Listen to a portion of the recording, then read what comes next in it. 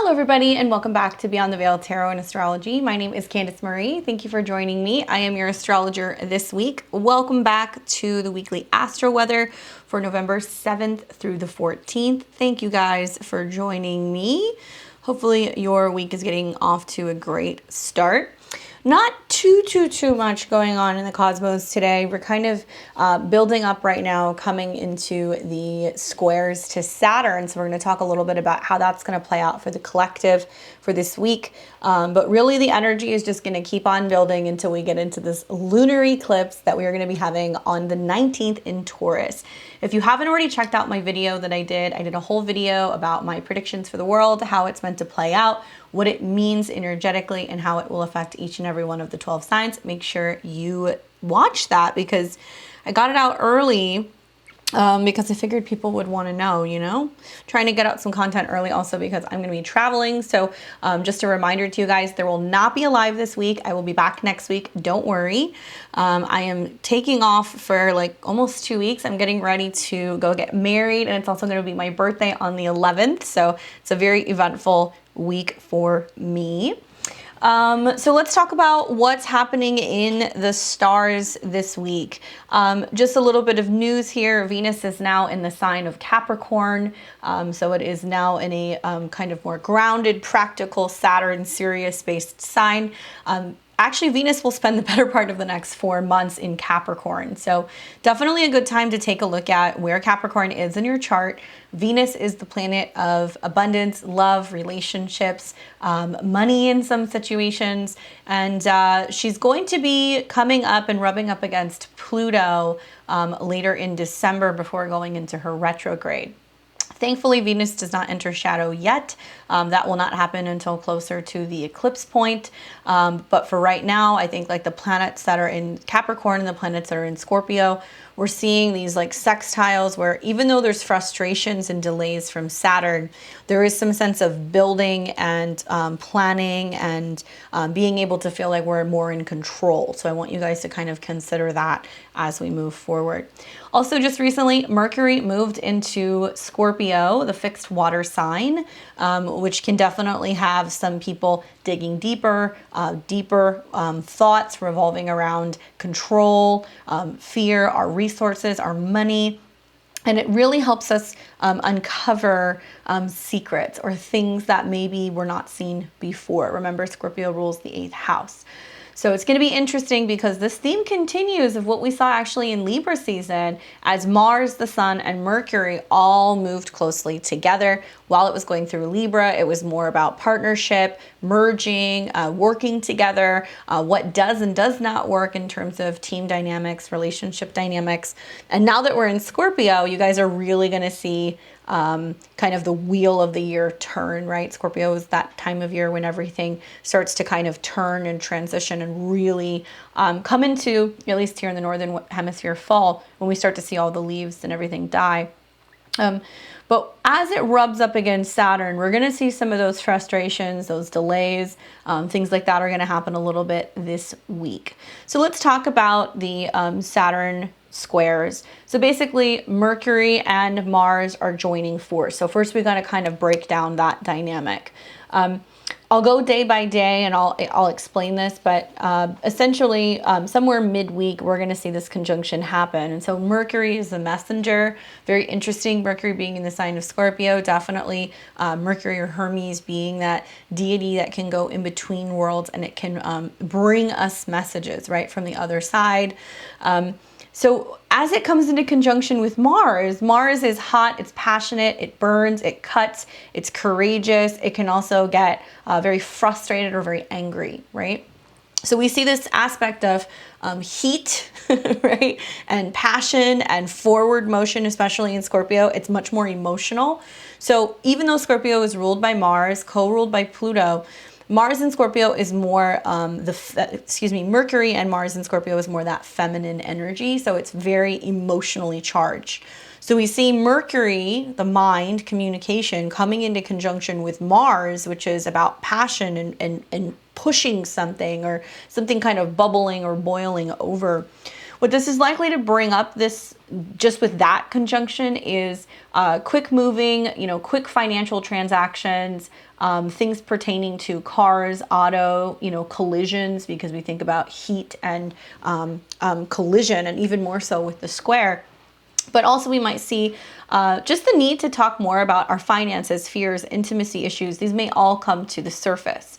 Now at the square to Saturn in Aquarius, we're going to see more themes of frustration, anger, bitterness, even revenge, physical exhaustion. That's something else that we see a lot when we have the squares to Saturn. So when we break down the Scorpio archetype versus the Aquarius archetype, right? Because these planets are in Scorpio, we have Saturn that's in Aquarius. I liken the Saturn squares to almost like the universe checking us, or like giving us like a stop sign or a speed bump. So we are really aware that some things may not pass. We cannot allow some things to just fly by. Saturn archetype is more the teacher, the cop, right? It can be in some cases the judge, the government, the superior. We think about like the stern, serious, Saturnian kind of role in our lives. It could be a teacher, it could be a parent. So as it comes into a hard angle with these planets, you may see that if you're acting out in that way, if you're acting out in fear, if you're making decisions out of fear, if you're hurting other people to tit for tat, if you are trying to be too aggressive, Saturn is really going to just like nail people this week. Okay.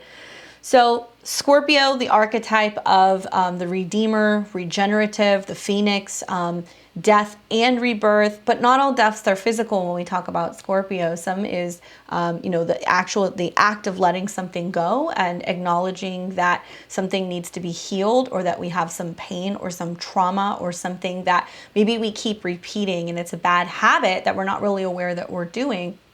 So as that comes into a square with the archetype of Aquarius, Aquarius says, well, what's best for everyone, right? What works for the collective? What is the right thing to do for everybody involved?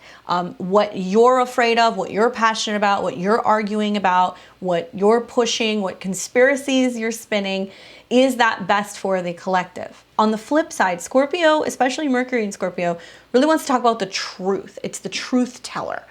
And I'm kind of getting this vibe that from this week into next week, with all these planets moving through Scorpio, while Scorpio on one hand can be the detective, or they can be the researcher or the scientist or what have you, that's going through and like digging all of this stuff up and bringing up all of the facts and bringing it to light, not everything is true.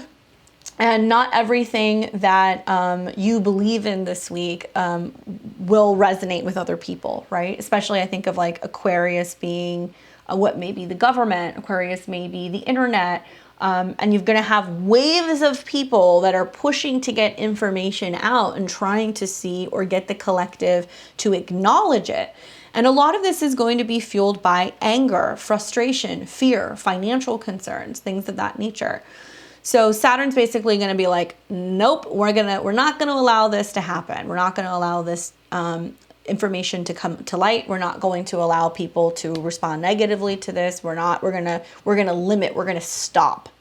What's fascinating is while all of these planets are coming into a square with Saturn, they are also going to be coming into a square shortly after in this next week with Jupiter, which will make things pop. Right? Especially when we see like Mars come into a square with Jupiter, it can be people's emotions really kind of bubbling over, and people acting out violently or very angry. Mercury coming into a square with Jupiter, that pop of like that information drop that may be coming, or that realization that there is this breakout story in the news and it can't be concealed any longer, or it can't be covered up. And in spite of all of this, I guess the silver lining is that we also are going to experience quite a few trines from planets in Scorpio to Pisces, Neptune and Pisces. So that deals with everything that we see on screens, everything that we see on television, everything that's going on globally. It allows us to be more emotionally connected, more intuitive, more compassionate. Can be wonderful for the arts and creativity. It can be wonderful for artists and designers and musicians and poets, and really gives you this really deep, profound emotional connection to the spiritual realm, right? So divination and also forms of even just channeling or meditation, all of these things are going to be very emotionally helpful and healing this week. So we do have a little bit of support from the cosmos in the process of all of this.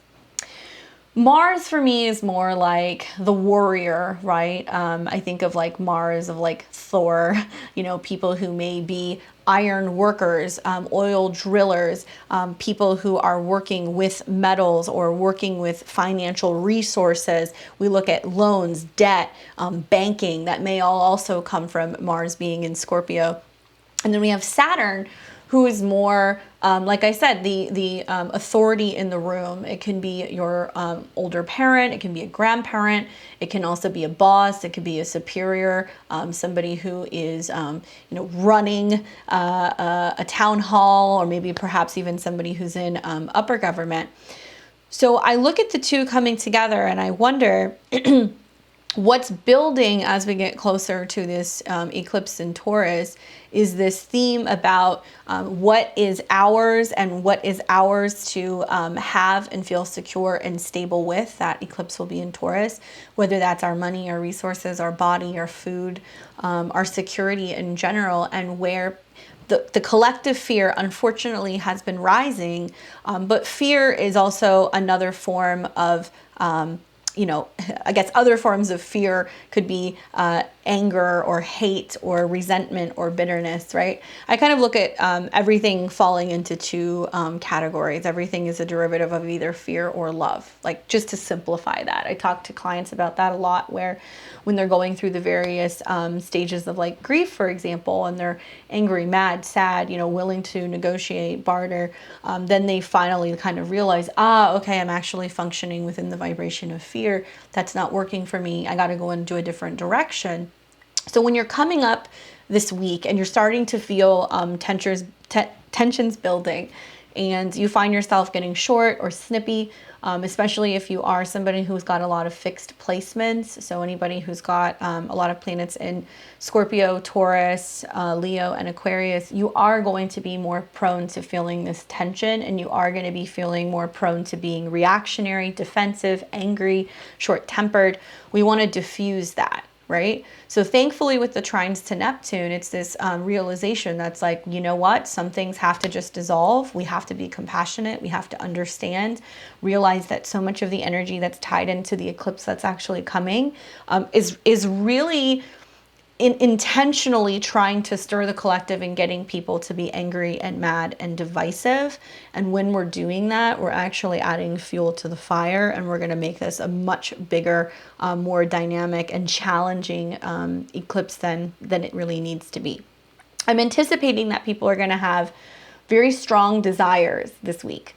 And there can be some conflict revolving around fears of rejection or even defeat, frustration, temper tantrums, and just a buildup of hot energy. So when you're working with things like knives, sharp objects, driving while you're in transit, anything that can be potentially heated or even can cut or you can crash, you really want to be aware of this energy because it's very, very strong this week. Usually when somebody has like a natal Saturn-Mars square, one thing I notice also is just constant tension within themselves. So especially if you're somebody who has this square natally, whether you have Saturn square Mars or Saturn opposed Mars, you know exactly what I'm talking about.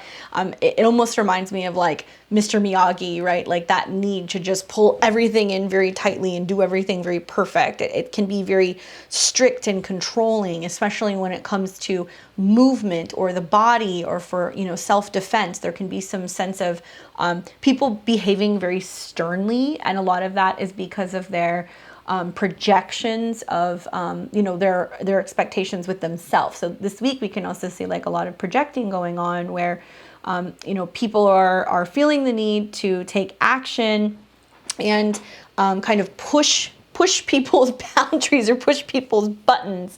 On the positive side, this energy can be great for like overcoming obstacles, being aware that there is going to be challenges, but some things are really worth fighting for, or really worth pushing through for. So it can have like that silver lining of just like that willingness to just keep coming and showing up until you get the results that you're looking for, right? Anybody who's like consistently gone to the gym and has like that goal for like their physical fitness, or being able to like really build their capabilities and their endurance at the gym, right? You have to keep fluxing that muscle. That's kind of like Saturn Mars aspects. So it's like, when things get challenging this week, you really benefit from taking a step back and looking around and going, okay, we just got to keep on keeping on. Like I acknowledge that there's a delay or there's a challenge.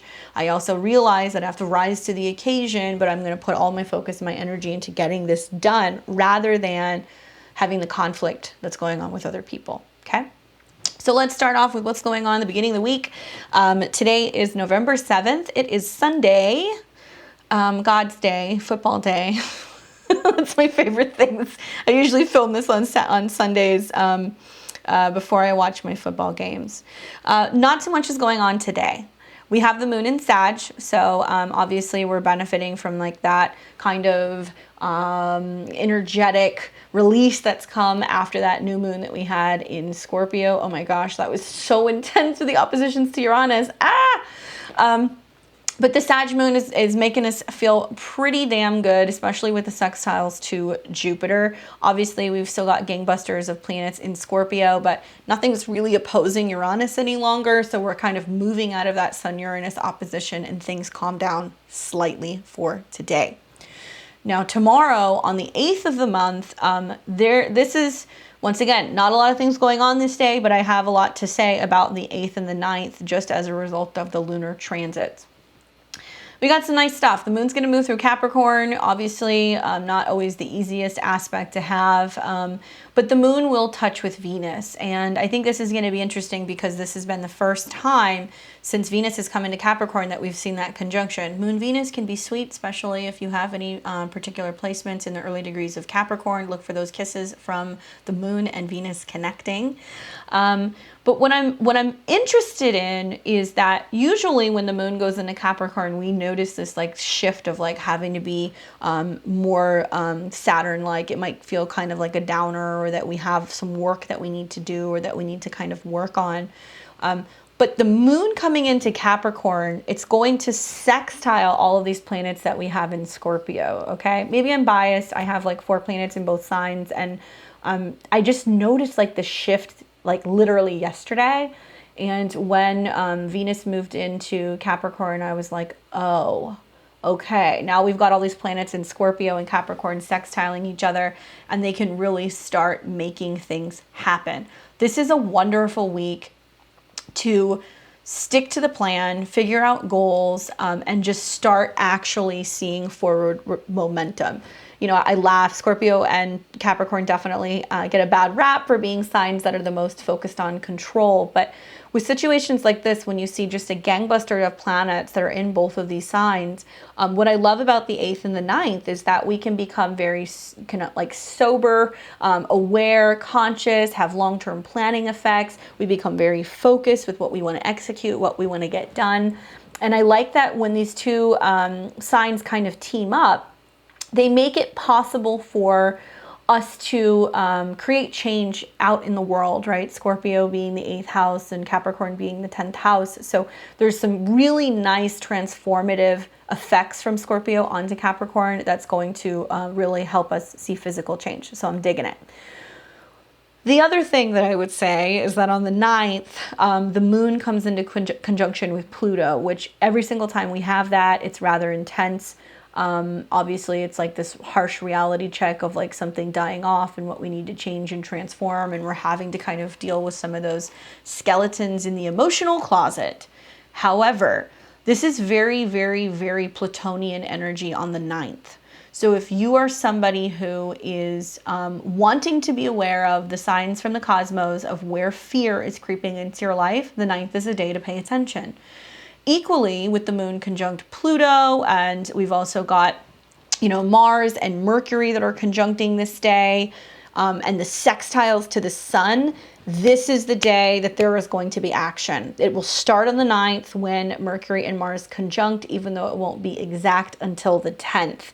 So it will be easier to manage the Moon-Pluto transit this day. I feel like it's going to give us laser-focused energy. I feel like we're gonna navigate that Moon-Pluto a lot better than we would most months, and it's going to funnel all of this energy into Scorpio, who with the Sun, Mercury, and Mars is like a I don't know. It's like Rambo going through the forest, the rainforest with like a machete, and he's like, "Do you want me to cut this off? Okay, great. How about this? We're gonna get rid of that."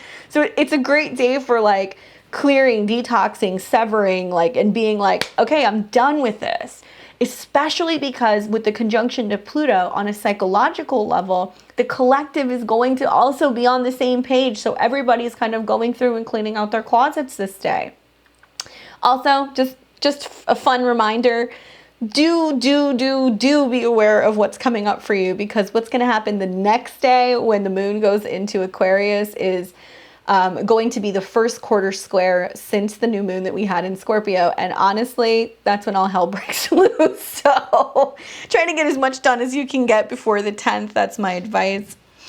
Then on the 10th of the month, we're going to have both Mercury and Mars conjunct. So this is that heated, intense exchange. I got to do this. It's got to be now. Sign the contract. We got to go. Get it moving. Thankfully, it all sextiles Venus. So there is some really great aspects here with a sense of, okay, did you get my email? Can you respond, right? Can you do it now? And, you know, there's some benefit to actually having those conversations, making those moves, doing those things. However, the moon moves into Aquarius, it conjuncts Saturn, and it's going to square Mercury and Mars. So that tells me that there's going to be really heated, intense exchanges and people going, well, I need this. And somebody's going to go, no, sorry, can't help you. No, that's not going to work. No, I can't reschedule, or I'm not giving you the refund, or something's going to happen here that you guys really want to pay attention to. Not a fun square. Thankfully, later in the day, the moon starts moving further away from Saturn. So we're going to have some appreciation and better understanding once the moon becomes conjunct Jupiter in the next couple of days. And then also we see the sun square Jupiter, that, oh, this is why we were delayed. This is what happened. This was the bigger picture. Everything works out. There's a reason for why it happened. This day, not so great. I wouldn't recommend having the conversations this day. I would wait until probably the 11th. When the moon is conjunct Jupiter, it squares the sun, and it's a lot of like, hi, this didn't work for me, but how about we try this? Or why don't we reschedule to this day? Or this is the reason why I did it. So it's not such combative energy, you know? All right.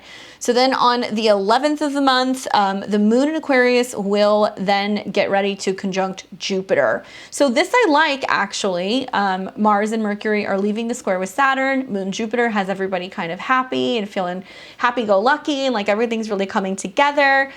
We also see that Jupiter is beginning to receive a square from the sun in Scorpio, so there can be this excitement that's building. I really, really, really love the weekend, this particular weekend. Pretty much from like the 11th on, I'm really digging all of the vibes of what's going on with the astrology. Things begin to get a little bit easier. But the energy is going to pop, right? Especially because we're going to start seeing that as the sun builds into the square, both with the moon and Jupiter, it's like there's some perhaps good news that might come also. Like there can just be like happier or higher spirits also. On the 12th, we're going to see that the sun in Scorpio moves into a trine with Neptune. Dreamy, mystical, fun, great time to be listening to music, having a good time, being by water, enjoying anything pertaining to mysticism, intuition, dream, journaling, tarot reading, crystal scrying, whatever it is that you're into. This can be really wonderful because you've got the sun in Scorpio, which is really putting a highlight on both Mars and Pluto Sun's in a sextile to Pluto. It's building, so we have some great transformative energy. And we also have Mercury and Mars in a trine to the moon.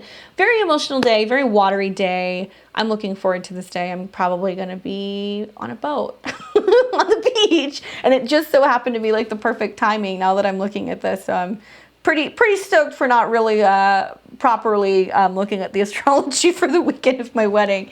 But yeah, it looks very positive, and it can be really great just for like relaxing and just being really aware of like what's going on emotionally. Then on the 13th, we have the Mercury in Scorpio in opposition to Uranus in Taurus. So Uranus is the awakener, right? It's the sudden shocks and surprises. And Mercury making an opposition to Uranus can represent unexpected news, an unexpected letter, email, text message, some kind of information that's been uncovered. It can be a surprise. It can be shocking. It can be out of the blue. But also it can represent some sense of like, sudden, genius or information or something that comes out of nowhere, an idea that you have, or possibly even unexpected situations revolving even around travel. That's something else that I could kind of see happening with this opposition this day. And the moon will also finally be conjunct Neptune. So super dreamy, super creative. That energy from the 12th blends all the way into the 13th. I kind of get the vibe though with that Mercury Neptune opposition that it's something that was very hidden, or it can be surprises. So there can be like positive surprises that can come from this. Keep in mind that Mercury is still very much in a sextile both to Venus and also to Pluto. So it can be intuitive hits and things that come out of nowhere, a dream that comes, or just a feeling that you have about something, and the universe shows you cosmically in some way to confirm something that you were already feeling. Okay. Then on the 14th of the month, the moon moves into Aries, and we start this feisty new energy. We start feeling the build into what will be the eclipse in Taurus. So not really much going on this day. I do feel like it's the buildup of Mars coming into then an opposition with Uranus, which is going to be a little rowdy. But I'm going to talk to you guys a little bit about that in my next video next week. That's pretty much all that I have for you guys. I just want to let you know, like I said, remember, I'm not going to be doing my live this week. I will be back hopefully next week on Saturday. That's the plan. Stay tuned. I'm going to be putting that stuff out there. I also have do I have other videos that are coming out? No, I have the Taurus video that's out. And my other video will be coming out next Sunday for y'all. As you guys are aware, I'm also working on the Venus retrograde video, so that's going to be coming soon as well. If you have anything that you like content-wise, or you have questions about particular aspects and things that are coming, do let me know. I'm finding it very interesting how a lot of my Pluto return stuff that I put in my video is already starting to kind of come to fruition. And I want to follow up with that as well. So I've got some stuff that I'm working on for you. I'm excited to be dropping that. I have subscriptions. Check out below. You can subscribe to my channel, hit the bell button so you're aware of when I have videos that are coming out. If you'd like to support the channel and you like my weekly videos, you like my lives, or you want to see more content on astrology aspects and teaching, please consider supporting the channel. By doing so, you make it possible for me to continue studying and make more content for you guys. If you like a book or reading with me, check out my website at beyondtheveiledtarot.com. I've got some openings in December. It is going to be a very, very eventful 2022. So if you want the insight as to what's coming next year, or if you've got a birthday or you'd like to get an end of the year reading, check that out. My readings are a combination of tarot, astrology, and what I see intuitively. I've been practicing for 14 years now. It's crazy. And I'm really excited for the new year. I'm actually thinking about doing like a live stream maybe for New Year's Eve. Let me know if that's something that you guys are interested in. Actually, probably New Year's Day. I'm thinking about doing a New Year's Day stream where maybe I'll stream for like 2 or 3 hours and talk about the astrology of 2022. And we can hang out together and drink champagne and talk about all the craziness that's going to happen next year. So if that's something that you're interested in, give me a thumbs up, let me know. Otherwise, you guys enjoy this very magical week. I hope it goes well for you. Please don't start any fights with anyone. And I will see all of you guys very soon. Take care.